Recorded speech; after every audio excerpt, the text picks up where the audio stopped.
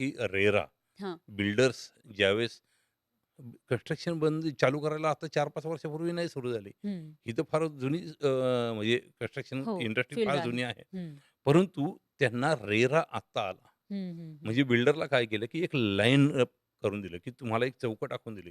तुम्ही ह्या पद्धतीने, ह्या कायद्याने तुम्हाला काम करायचंय. हं, हं, हं. तसं जर तुम्ही आज बघाल, हं. तर ज्वेलरी इंडस्ट्रीला कुठलेही रेग्युलेशन नाहीयेत. अच्छा. म्हणजे डिजिटल गोल्डमध्ये नॉट गव्हर्नमेंटचा किंवा ओन्ली आर-बी-आयचा काही रोल आहे का? इन्व्हॉल्वमेंट आहे का? अजून नाही. अच्छा. मला तुम्हाला हेच दाखवून हां, द्यायचंय, की हां. नॉट ओन्ली डिजिटल गोल्ड, हं, हं. टोटल ज्वेलरी इंडस्ट्रीमध्ये ओह! फक्त सोनं, चांदी हॉलमार्क तर असतोच.